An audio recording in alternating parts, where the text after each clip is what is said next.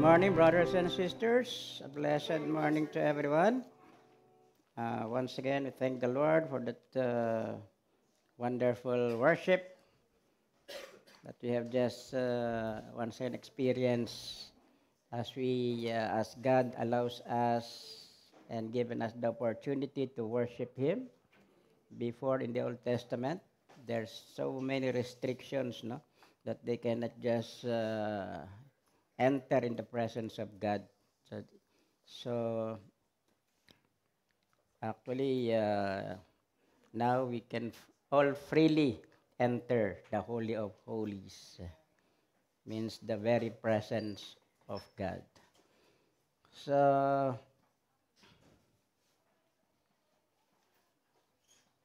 let us just bow our heads and ask the Lord for guidance before we read our text in Matthew chapter 27, 50 hanggang 51a. Naman namin Diyos, sa pangalan po ng Panginoong Yesus, sa gabay ng Banal na Espiritu, salamat po sa iyong banal at dakilang presensya sa aming kalagitnaan sa mga oras na ito, Panginoon. Salamat po sa kalayaan na binigay mo sa iyong mga anak ko, Lord, sa iyong mga mananampalataya na makalapit, malayang makalapit sa iyong banal na presensya, Panginoon. Salamat po, Lord, dahil sa iyong pong sakripisyo in your death and resurrection of God, ay nagkaroon po ng opportunity ang bawat isa na tunay na anytime po ay makalapit sa iyong presensya, O God. Salamat po sa umagang ito at patuloy namin ina-acknowledge ang iyong pong presensya sa aming kalagitnaan. At salamat po sa iyong mensahe na inihanda mo sa amin sa umagang ito na ikaw nga po ang magbukas ng aming mga spiritual na pangunawa at kaisipan, Panginoon, ang mga puso upang lubos-lubos na aming mga nawa at maintindihan ang iyong pong mensahe para sa bawat sa amin ngayong umagang ito, Panginoon. At ngayon pala po ay kapasalamat na kami sa tagumpay po ng iyong message sa umagang ito, O Lord, na truly this will encourage us, inspire us, O Lord, and magkaroon kami ng mas malalim na appreciation at mas malalim na gratefulness, O Lord, sa iyong ginawa, sakripisyo, more than 2,000 years ago, O Lord. Thank you, Jesus, for the victory that once again you have given to your word. We give you back all the glory, the honor, and the praises, Father, in Jesus' name. Amen.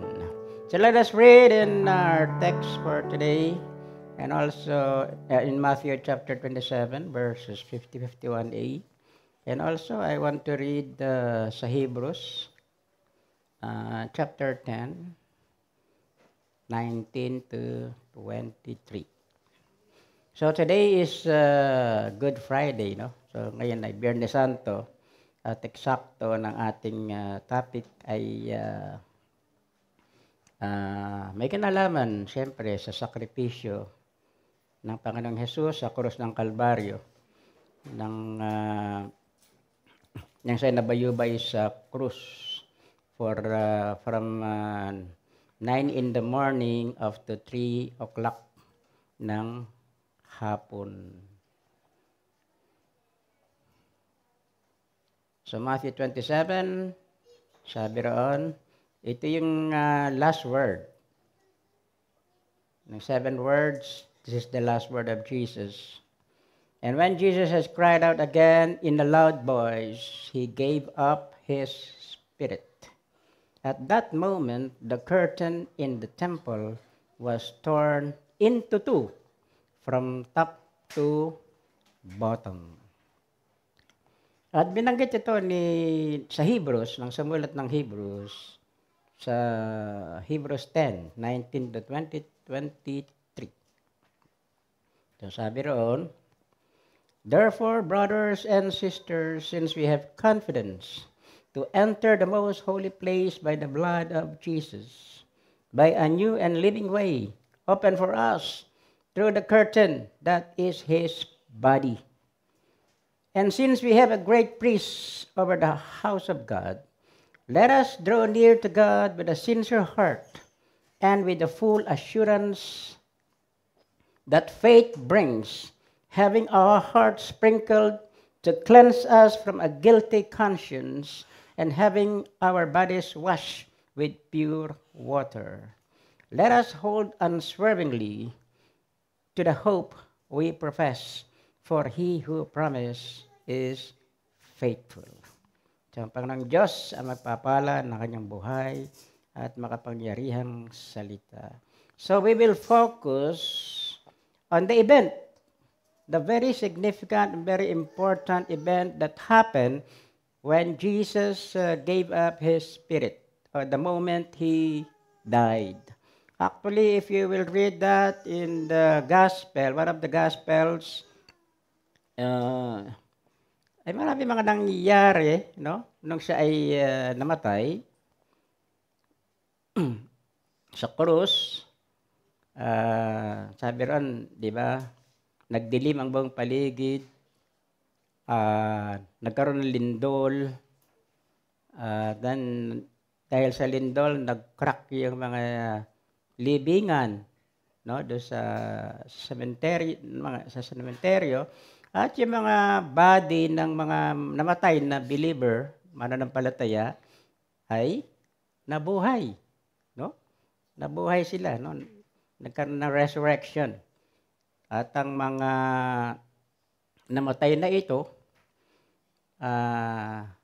after a while, after ilang days, ay nakihalubilo sa mga tao, no? So, ilan yan sa mga milagro na nangyari when Jesus died, the moment Jesus died on the cross. But we will focus on this very important thing na binanggit, yung at that moment, the curtain in the temple was torn into two from top to bottom. So our title for today is The Torn Temple Veil. Kung mapansin natin, hindi naman ito pinaliwanag pa ng tinabanggit sa tatlong gospel, etong pangyayari dito. Pero wala silang wala silang comment o paliwanag yung mga sumulat, no? Although naintindihan ito siyempre ng mga disipulo at bilanggit na nga ito ng sumulat ng Hebrews ang significance ng pagkakahati ng kurtinang ito sa loob ng templo. So gusto kong ipakita muna natin itong image ng actually sa Old Testament. May pinagawa ng Panginoon kay Moses, no, sa tabernacle in the wilderness. So, temporary tabernacle kasi palipat-lipat sila. Pero nagpagawa ang Panginoong Diyos ng tabernacle. Sasabi niya ito yung exact, pag sinabing ito yung replica na nandoon sa langit. So, ito yung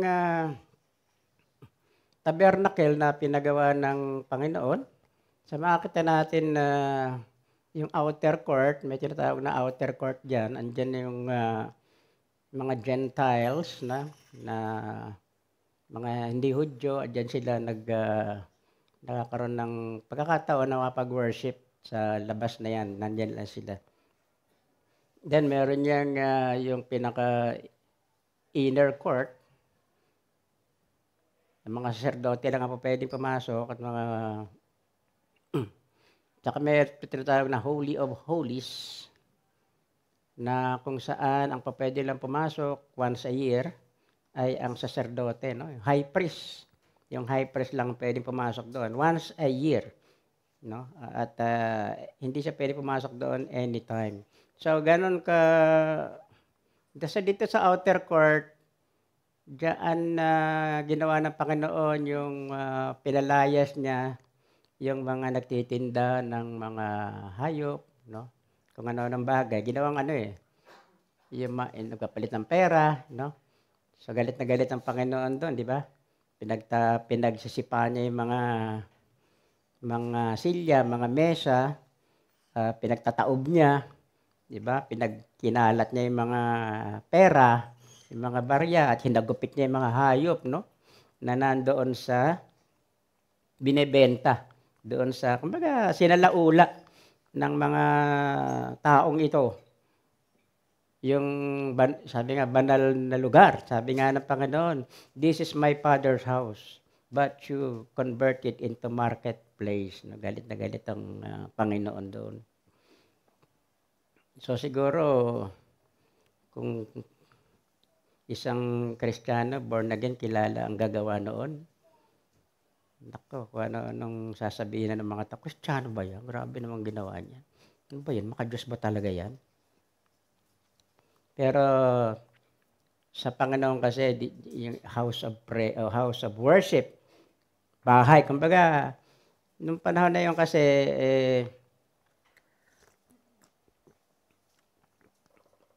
pinagawa ng Diyos tong templo o tong tabernacle para kung saan kakatagpuin niya yung mga Israelita, no? Hindi naman lahat ng Israelita kasi nasa labas lang sila, yung piling mga tao lang ang kanyang kinakatagpo sa lugar na yon ng kabanal-banalan, no? So yan. So may malaman natin kung ano yung mga laman yang nasa loob ng templo na yan. So, ang una, ang significance itong torn temple veil ay nagkaroon na ng access ang lahat ng tao, no, sa Diyos. Kung dati kasi limitado lang, very restricted ang pwedeng lumapit sa presensya ng Panginoon noong time ng Old Testament. Sa lahat ng pinagawa ng Panginoon sa mga Hudyo, mga sacrifices, mga rituals, mga kung ano-anong gawin nila bago lumapit sa Diyos, ay ito ay kumbaga preparation lamang sa pagdating ng tunay na sacrifice na wala iba kundi ang Panginoong Hesukristo. Di ba?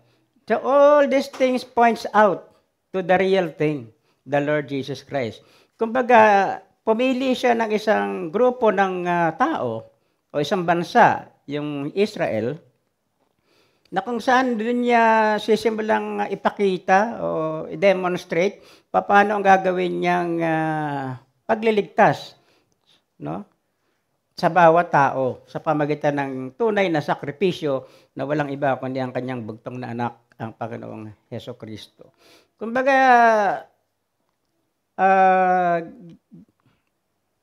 pumili siya ng isang grupo, no, na kung saan itong grupong ito, gagamitin niya para siyang magpalaganap ng kanyang gustong ipahatid na mensahe sa mundo, mga mga Hudyo.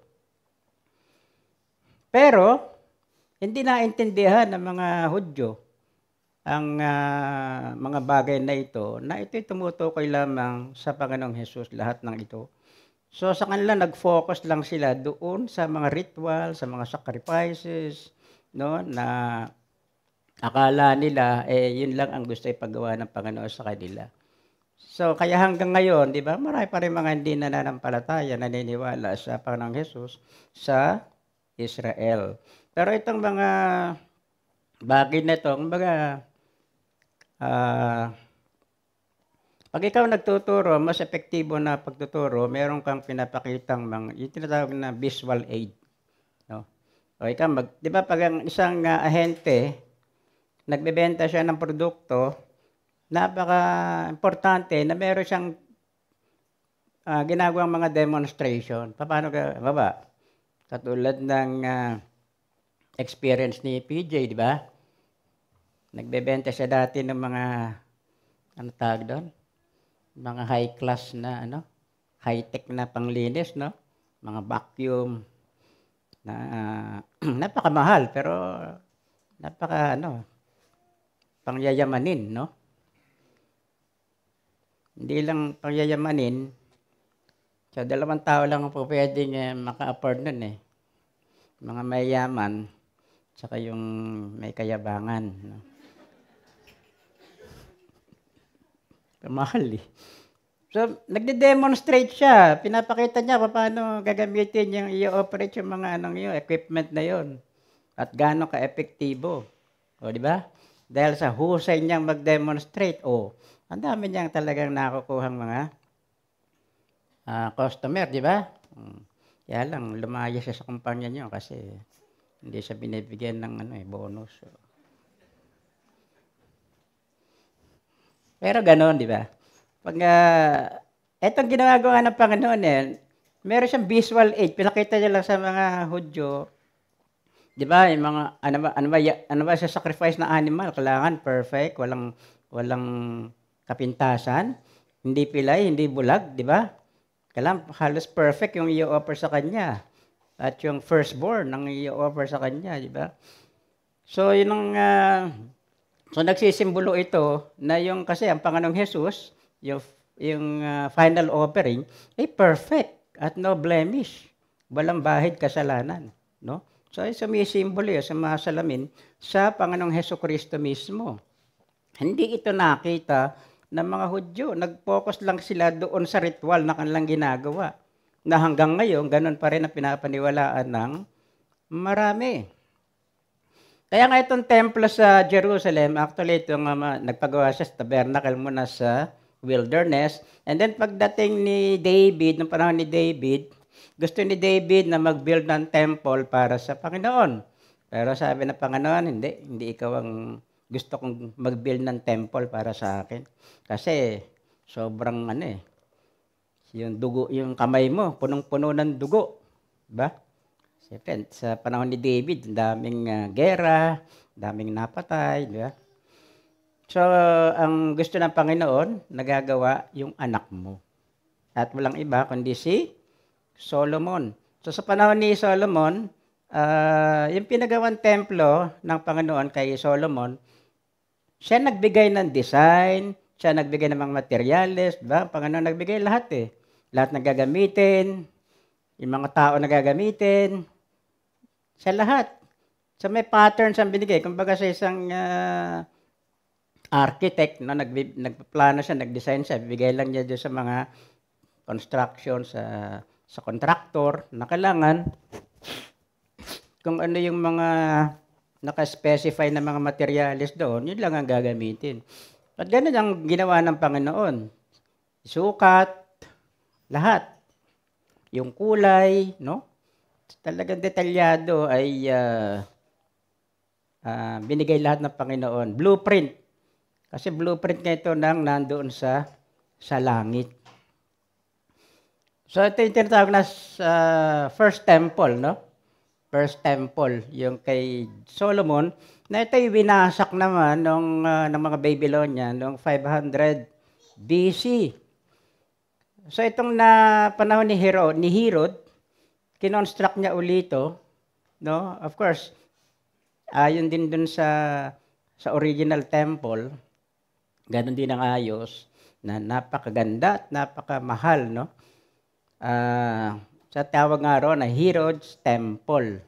Kaya nga 'di ba, kung matandaan natin nung dumaan yung mga disipulo sa templo, 'di ba sabi nila, Lord, nakakita niyo ba yan temple na yan? Napakaganda.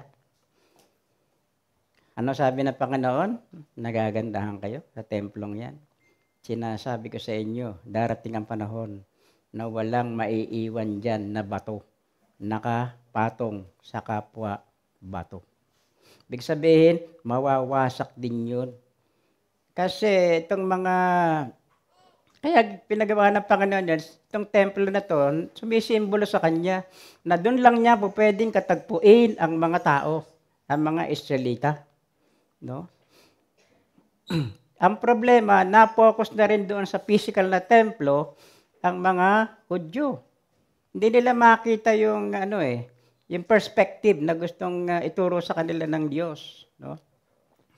Kaya eto nga, 'di ba, no, sinabi ng Lord na mawawasak yan templo na yan dahil hinahangaan nyo.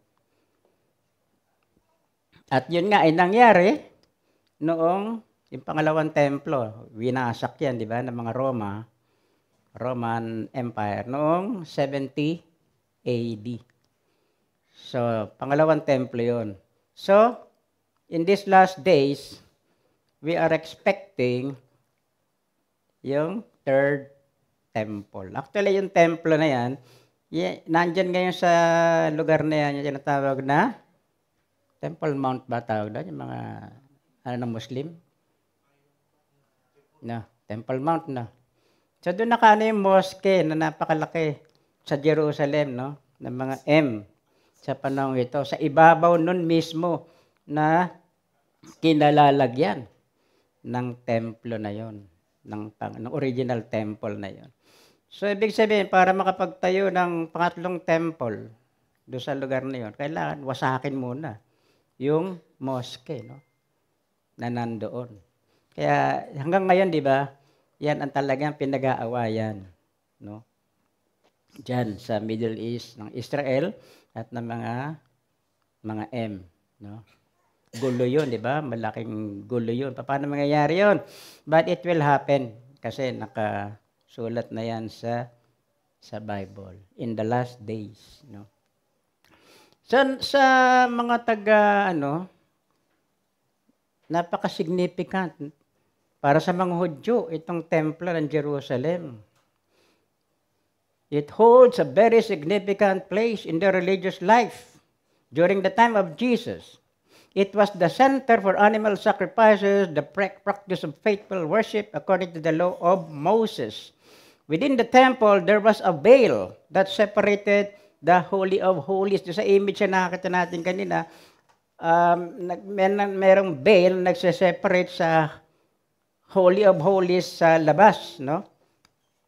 So itong Holy of Holies, it is where God's presence reside. Doon, sa paniniwala ng mga Hudyo, doon naninirahan ang presensya ng Panginoon. At ito ay separated from the rest of the temple where people dwelt. So hindi basta-basta sila po pwedeng pumasok doon sa Holy of Holies na tinatawag. So the Holy of Holies is a term in the Hebrew Bible that refers to the inner sanctuary of the tabernacle where the Shekinah glory or God's presence appeared. Di ba pag kinakausap ng Diyos si Moses, doon sa loob ng Holy of Holies, doon niya kinakausap si Moses. So doon nakikita yung kanyang glory, kanyang presence, doon nag-a-appear. So yung veil, itong kurtina na to, of course, it symbolizes the separation between man and God because of sin. Only the high priest was allowed to enter beyond this veil once a year to make atonement for the sins of Israel. Mabanggit yan sa Leviticus 16. The high priest will die, mamatay siya, kung pumasok siya ro sa Holy of Holies na hindi mo na siya gumagawa ng mga proper rituals or atonement for his own sin first. And the Bible emphasizes that the high priest can only enter once a year. So bago siya pumasok doon, kailangan mag-offer siya ng mga sacrifices, may mga ritual na ginagawa, palinis sa sarili niya. Dahil pag meron siyang bahid kahit na isang kasalanan na pumasok siya roon, pagpasok pa lamang niya, siguradong patay na siya. Papatayin siya ng Diyos. Kaya nga, doon sa paa ng mga high priest na pumapasok doon, ay merong tali. No? At may mga kalembang na maliliit doon sa damit nila, na habang, siyempre palakad-lakad sa loob yun, high priest, di ba? Habang may mga tao sa labas, nag-iintay. So, kasi very anong tawag niyo ron? Yung, ano kayo mangyayari, di ba? Very suspenseful. Pag pumasok ng high priest doon, suspenseful, kasi hindi alam, lalabas pa ito ng buhay. Pag hindi siya worthy na pumasok doon. So, habang naririnig nila siyempre, yung mga maliliit na kalembang, no, na nasa damit ng high priest, naririnig nila yun, ay buhay pa. No, may tumutunog pa, buhay pa. Pag wala na sila narinig, patay na si father. So gagawin nila, Ihilahin na lang nila, di ba? Palabas. Ibig sabihin, pumasok siya roon na hindi siya karapat dapat. Ganong katindi nung panahon na yon. At nawa, no, pag natutunan natin itong lesson na ito, mas ma-appreciate natin, no, yung ginawa ng Panginoong Yesus para sa bawat isa sa atin. No? So, the Bible emphasizes that the high priest's entry was a solemn and potentially dangerous ritual. Kasi he would bring blood sacrifice for himself and the sins of the people and offer incense on the ark of the covenant. So if the high priest did not follow the prescribed rituals, he could be struck down by God. So di siya pwede pumasok doon kung kailan lang niya gusto. At ang isa pang matinding restriction nung panahon na yon, na marami sa atin ang hindi makakapasa. Kung nanumuhay tayo sa panahon yon, napakarami. Gusto ko basahin natin Tagalog. Pwede ba sa Tagalog? Leviticus 21, 18 to 21. Tagalog. Leviticus, napakatindi nitong diskriminasyon na ito, no? At marami sa ating hindi papasa rito. Hindi tayo makakalapit sa presensya ng Panginoon. Hindi tayo makapag-offer sa Panginoon. Leviticus 21, 18 to 21.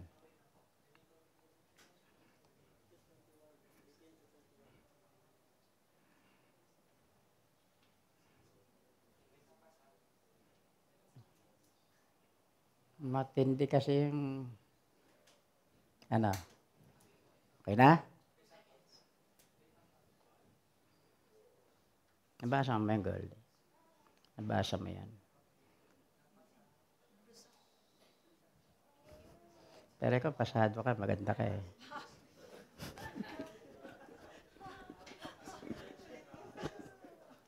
Kasi hindi pa pwedeng pumasok doon yung mga hindi kagandahan. Saka hindi kagwapuhan.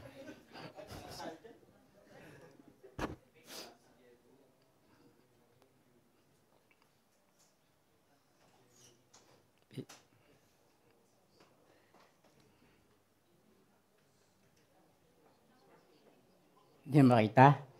Ano, basahin ko na lang.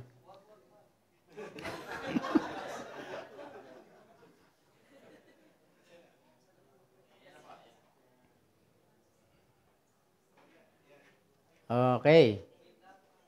Sana.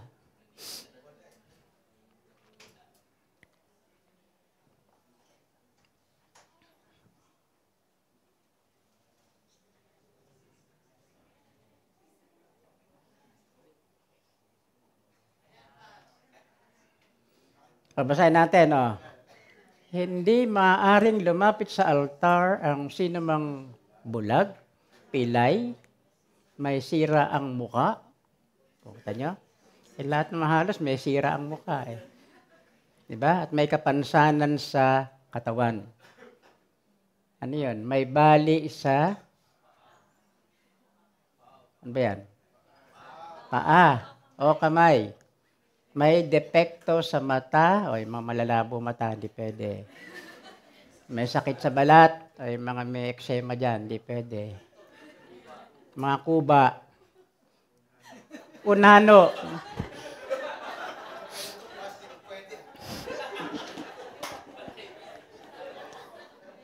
Alam niyo ito yung unano, ito yung mga nasugpo, no? Mga nasugpo paglaki, no? Kita nyo? Grabe. O, isang kapon. Sino mang may kapintasan sa lahi ni Aaron ay hindi maaring maghandog kay Yahweh. Hindi nga siya maaring maghain ng pagkaing handog dahil sa kanyang kapintasan. Kita nyo? Gaano ka-restricted? Ibig sabihin ito may mga kapansanan na to, mga kung kulang sa height, no? Hindi kagandahan, hindi kagwapuhan, no? Mga pilay, bulag, no? Doon lang sila sa labas, sa malayo. They cannot come near to the presence of God. They cannot even offer food offering, no? Excluded sila. O, di ba? Halos lahat tayo hindi makakapasa, di ba?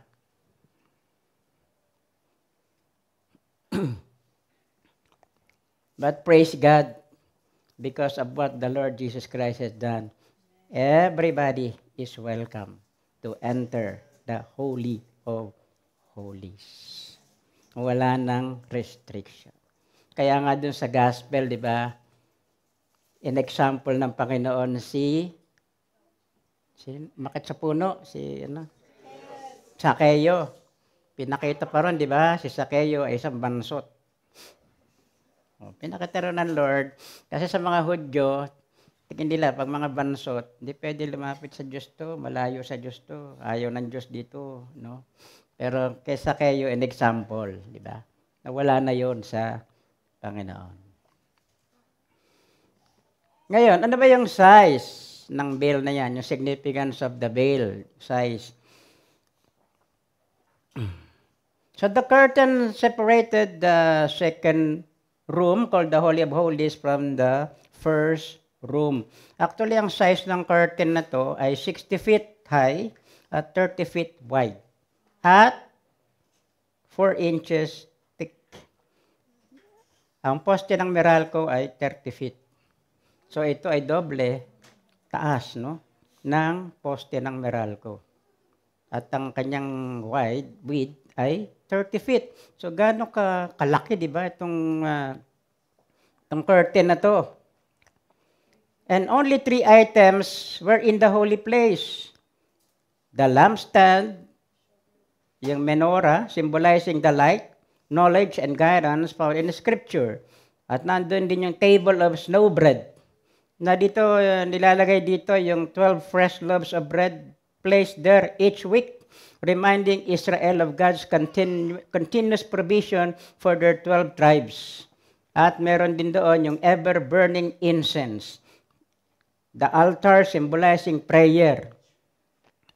And at the center, this was at the center of the veil. Since prayer is the closest we can come to God in this life. So ito yung nakalagay dun sa first room. Dun sa second room, na yung tinatawag na most holy place o the Holy of Holies, na kung saan nandun talaga yung presensya ng Panginoon, it contained the Ark of the Covenant. Ito yung Ark of the Covenant, ito yung dala-dala, binigay nakalagay dito yung Old Testament, yung Ten Commandments, no? Doon nakalagay sa loob ng Ark of the Covenant, itong testament na ito. Napaka-sacred sa mga Hudyo, itong Ark of the Covenant. Kaya nga nagpagawa pa si Lord sa kanila, hindi nila pwedeng hawakan yung Ark of the Covenant. No, kailangan maggawa pa sila ng pole, papasanin nila, di ba? 10 feet. Sabi nga, 10 feet pole, na doon lang nila pwedeng pasanin yung Ark of the Covenant pag ibabiyahe nila, no? So if you remember, na panahon ni David, nung na-conquer o na-capture itong Ark of the Covenant ng kaaway, ng mga Philistine, at pinabawi ni David, nila David, at pinababalik na rin sa kanilang lugar sa Jerusalem, di ba? Habang bumabiyahe yung Ark of the Covenant, nakasakay doon sa karwahe na hinihila ng isa ng mga, sabi natin, kalabaw o ox, no? Nalulubak yung karwahe. So itong may mga tao roon na inalalayan, no? Yung Ark of the Covenant. Inalalayan nila at ang ora mismo nung inalalayan nila, patay kagad sila. No? Kasi sabi ng Panginoon, wag niyong hahawakan. Sa oras na hawakan niyo yan, mamamatay kayo. So ganun katindi nung panahon ng Old Testament, di ba? Isang paglabag mo lang sa sinasabi ng Diyos, patay kagad. So the ark was 3 foot long, chest covered with gold. It was carried by staves, yung Ano yun? Ang tawag kay Steve, yung kahoy na mahaba, no? Na merong rings na doon sinusuot yung kahoy on the side because no one could touch it and live.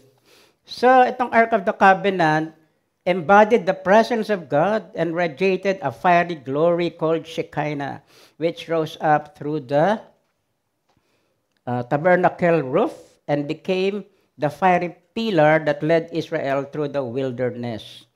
So, doon sa top ng ark, merong replika ng dalawang cherubim, angel, looking down in wonder at the center of the lid called the mercy seat. So this was where the high priest sprinkled the sacrificial blood once a year on the Day of Atonement as he prayed for God to forgive the sins of his people. So the veil was colored blue at one end and red at the other end, blending into purple in the middle.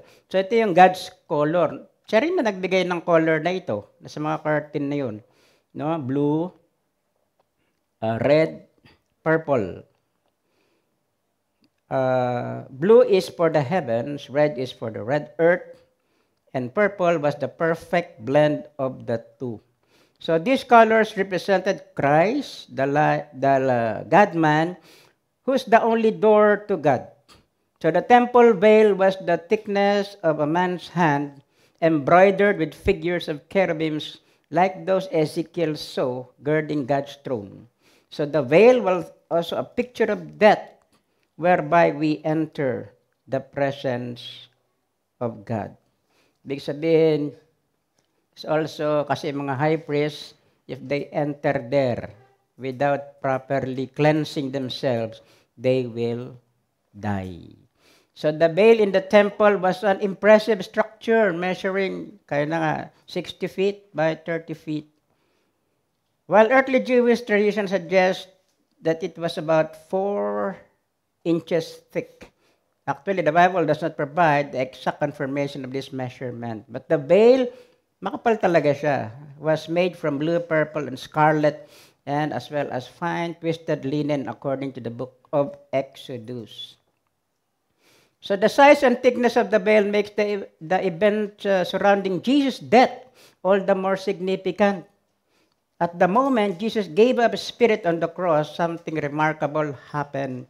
The curtain of the temple was torn in two from top to bottom. So itong tearing of the veil has deep spiritual meaning. This very symbolic and very important to us all. So ano ang significance ng torn veil? The tearing of the veil at Jesus' death symbolize that his sacrifice, the shedding of his own blood, was sufficient for atoning for sin. Sapat na, ito yung nagpapakita na yung ginawa ng Panginoon na sacrifice ay sapat na, ito'y katanggap-tanggap sa Diyos. Sapat na bilang kabayaran ng ating mga kasalanan. It signifies that now access to the Holy of Holies was open to all people for all time, both Jews and Gentiles. So bukas na yung presensya ng Panginoon sa lahat ng tao, Hudyo man o hindi. So the tearing of the temple veil represented a profound shift in how humanity could approach God. So sa atin, di natin pwede i-take for granted lamang, sabi nga yung paglapit sa presensya ng Panginoon. We cannot just take it for granted because we can only come into the presence of God through the blood of the Lord Jesus Christ. Di ba? Kapag tayo hindi pa nagpapalinis sa dugo ng Panginoong Jesus, we cannot enter. No? Hindi tayo allowed na lumapit sa presensya ng Diyos. Because previously, only the high priest could enter beyond the veil into God's presence. But with Jesus' death and the tearing of the veil, a new way opened for us. A new way opened up. Now, sabi nga na binasa natin kanina sa Hebrews, now we have confidence to enter the most holy place by the blood of Jesus in a new and living way, open for us through the curtain. Sabi rin, the curtain now is His body. Now we can pass through this curtain, which is the Lord Jesus Christ. Through Jesus, we now have direct access to God. Kaya nga sabi ng Panginoon, I am the way, the truth, and the life. And no one comes to the Father except by me. So the veil and Christ's role. The veil in the temple represented Christ Himself as the only way to the Father. Just as the high priest had to pass through the veil to enter the Holy of Holies, now, through Jesus, we can enter into God's presence because Jesus is our superior high priest. Mabasa natin sa Hebrews, He is now our high priest. And as believers in His finished work, we partake in His better priesthood. So, hindi na kailangan yung mga yung once a year, napapasok doon yung sacerdote, yung high priest, para mag-offer ng sacrifice para sa kanyang kasalanan at sa kasalanan ng mga tao. So, sa Panginoong Jesus, ay tinapos na niya ang ritual na ito at in-offer niya yung perfect sacrifice na katanggap-tanggap sa kanyang Ama. So, the tearing of the veil also hold broader significance. Sa Hebrew, it is explained that the temple and its religious system were shadow of things to come. So itong templo at yung mga religious system ng Hudyo na pinagawa ng Panginoon at yung mga rituals, kung ano-anong mga regulation, rules and regulation na pinagawa sa kanila, ito ay shadow of things to come. Ultimately pointing to the Lord Jesus Christ. Kaya nga pag binabasa natin ang Old Testament, laging iniisip natin ito ay nakatuon sa Panginoong Heso Kristo. No? So His death removed the barrier between God and humanity. So tinanggal na ng Panginoong Hesus yung barrier, yung naghahadlang, no, between sa Diyos at sa tao. So the constant reminder of sin separation from God that the veil represented were no longer necessary because Jesus had made a way for each and every one of us to approach God freely. Kaya nga sa cross din, sinabi ng Panginoon, di ba, na one of His word ay, it is finished. Bakit napaka-importante nito? Kasi pag understanding how that this torn temple veil holds immense importance for us today as believers. It signifies that salvation and access to God are available to all who believe in Jesus' sacrifice. It emphasized that no longer we need an intermediary. Hindi natin kailangan, sabi ng Biblia, there is only one mediator between God and man, the Lord Jesus Christ. Hindi natin kailangan na iba pang intermediary o tagapamagitan like the high priest or the physical temple to approach God. Because at this present time, the Bible says that the temple of God is our body. Amen? So sa ating body na naninirahan ang Diyos. We are the temple of the Holy Spirit. We are the temple of God. So hindi na kailangan yung kanamang intermediary o high priest o physical temple upang makalapit sa Diyos. Because we can now have a personal relationship with Him through faith in Jesus Christ. So laging in Christ, no? You cannot just directly approach the Father, no? Yung iba kasi, tinatanggal nila si Jesus, no? Sa kanilang turo, sa kanilang mga teachings, no? Diretso na sila sa Ama. Pero sabi ng Panginoon, you cannot come to God, you cannot come to the Father except through me. Kaya nga, when we pray in Jesus' name, di ba? Kaya nagapalinis tayo sa dugo ng Panginoon before we come into the presence of God. So the thorn veil also highlights the significance of Jesus' role as our high priest and Savior. So it underscores his unique position as the only way to God and encourages us to place our trust in him alone for salvation. Referring to the term temple veil prompts us to consider several important points. The seriousness of sin. Gaano ka serious ang kasalanan pagdating sa Diyos?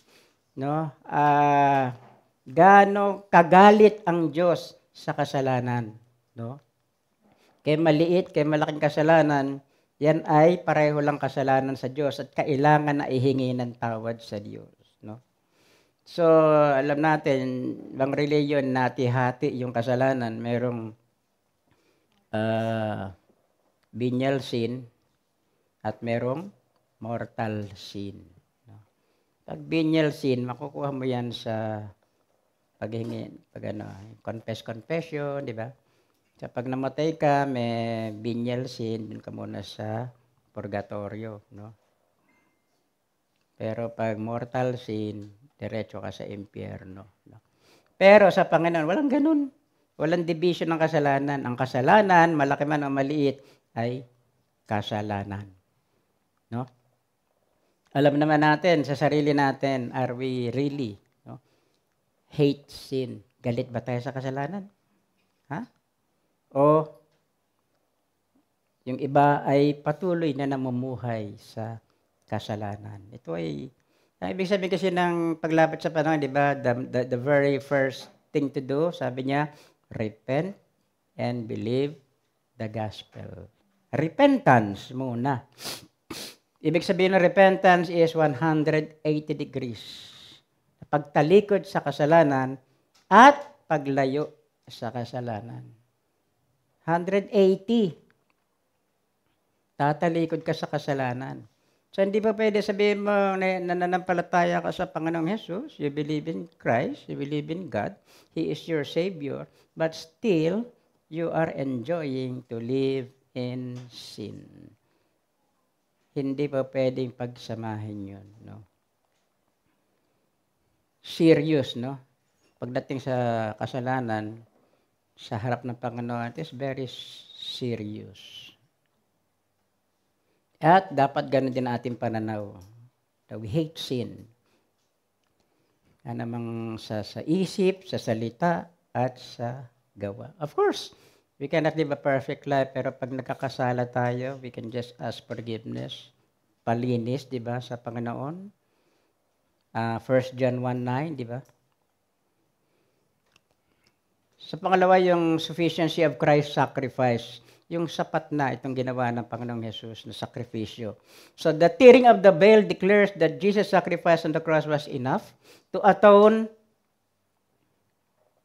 for our sins and provide access to God. So enough na ito na ma-atone yung ating kasalanan at makapag-provide ng access sa Diyos. So our access to God, through faith in Jesus, we now have direct access to God's presence. We can now approach Him with confidence and boldness, knowing that Jesus has made a way for us. Yang sabi pa rin ng Hebrews, come boldly into the throne of grace that you might receive help when you need it. So come boldly, Come with confidence in the name of Jesus. Meron tayong lakas ng loob.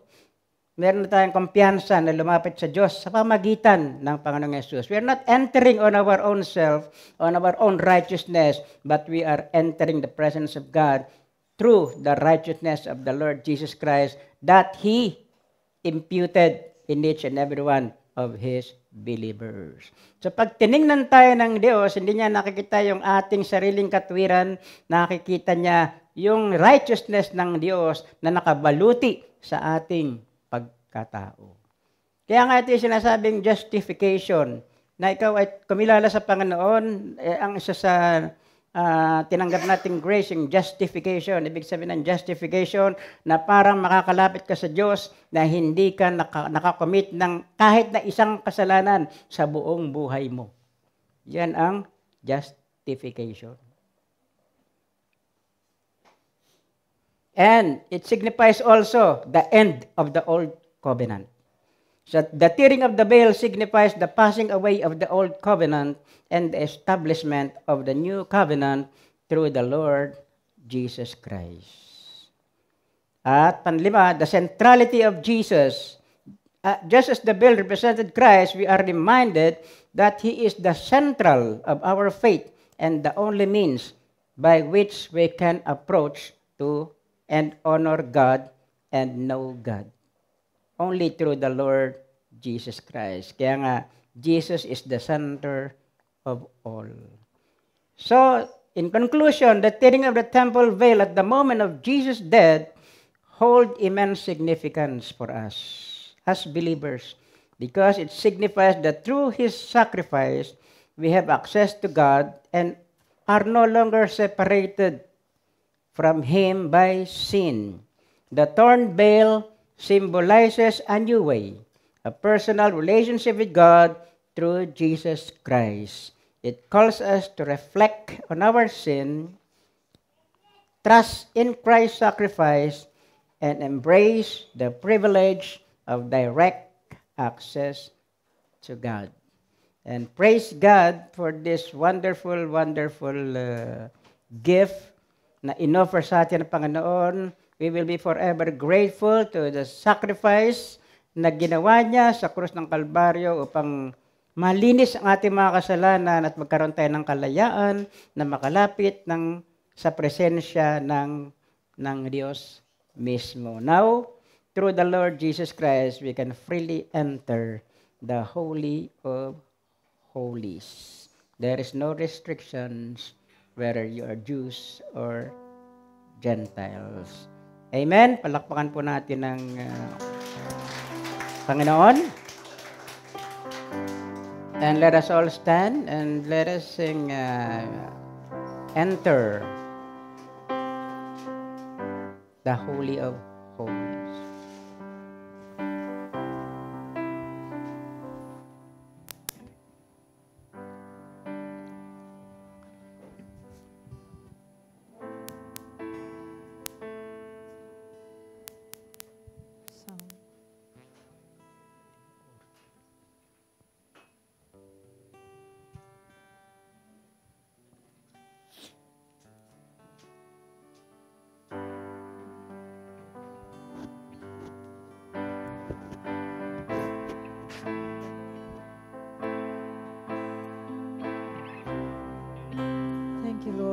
You have done in us, O Lord God. Thank you that we can freely enter the Holy of Holies, O Lord. Just come to you, Lord, with singing in our hearts, O God. Grateful hearts, O Lord, towards you, God. Thank you, Lord. Hallelujah.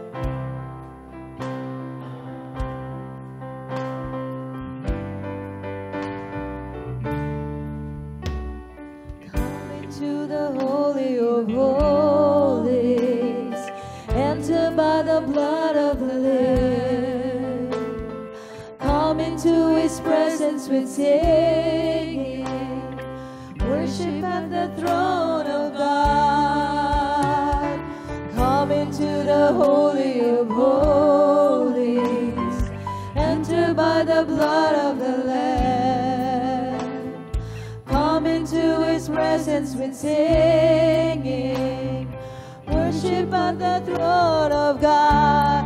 Oh, lifted holy hands to the King of Kings. Worship Jesus. Come into the Holy of Holies. Enter by the blood of the Lamb. presence with singing. Worship at the throne of God. Come into the Holy of Holies. Yes, oh Lord. Come into His presence with singing. Worship at the throne of God.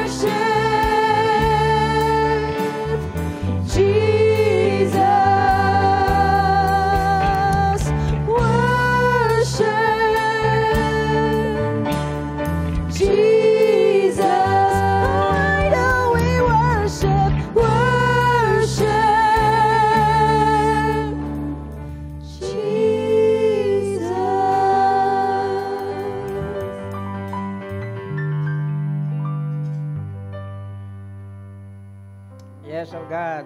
Hallelujah, Jesus. Yes, Lord. Yes, Lord Jesus, will be forever grateful, Lord, for what you have done for us, oh Lord. We know, God, that we can only by grace that we can enter into your presence, oh Lord. Thank you, Lord, for the provision that you have provided, that we can now freely enter the presence of God, your holy presence, through your blood, O Lord. Salamat po sa iyong banal na dugo na siya naglinis sa amin upang kami magkaroon ng opportunity, kalayaan na makapunta at makapasok sa iyong banal na presensya, O Lord. Makalapit anytime sa iyo, Panginoon. Na ma-appreciate po namin, Lord, ang ginawa mo ito, Panginoon, knowing, O Lord, sa Old Testament ay kung gaano ka-restricted, kung gaano kahirap lumapit sa iyong presensya, Panginoon, ng mga panahon yan, O God. But because of the new way that you have opened up, because of the tearing of the veil, O Lord, tinapos mo na itong mga rituals, religious system na ito, Panginoon, and you provide a new and living way, O Lord, that through your blood, O God, we can now freely enter the Holy of Holies, O Lord. Lord, nawa Panginoon, patuloy namin itong alalahanin sa aming mga puso at isipan sa araw-araw ng aming buhay, Panginoon. Hindi lamang sa araw na ito ng Good Friday, O Lord, kundi bawat sandali, Panginoon, ito'y aming ma-appreciate, maalala, O Lord, and we will be forever grateful sa ginawa mong ito para sa bawat sa amin, O God. At nawa, O Lord, sa pag-alala, paggunita ng maraming tao sa araw na ito ng iyong kamatayan, O God, ay marami po, Panginoon, ang iyong hipuin, O Lord, at magkaroon ng reflection sa kanilang buhay, O God, at lubusan, Lord, na ipaunawa mo sa kanila ang tunay na kahulugan ng iyong sakripisyo sa krus ng Kalbaryo, O God. At salamat po, at kami mga nandito, O Lord, ay binuksan mo ang aming mga isipan, aming mga puso, O Lord, upang lubusan na maunawaan namin kung bakit mo ginawa yung bagay na yon, Panginoon, na napaka-dakilang sakripisyo, O Lord, kung paano ka nag-suffer, O God, paano napahirapan ang iyong katawan, O Lord. Ito'y ginawa mo para sa bawat isa sa amin, Panginoon. And we will continue to reflect, O Lord, in this itong napaka-dakilang bagay na ginawa mo para sa amin, O Lord. At Thank you, Jesus. Thank you, Lord. Only by grace that we can enter into your presence. We are not worthy, O Lord. None of us are worthy to enter into your presence. But because of what the Lord Jesus Christ had done, you make us worthy to enter the Holy of Holies, O Lord. Hallelujah, Jesus. Father God, we give you all the glory, the honor, and all the praises. In Jesus' name, amen.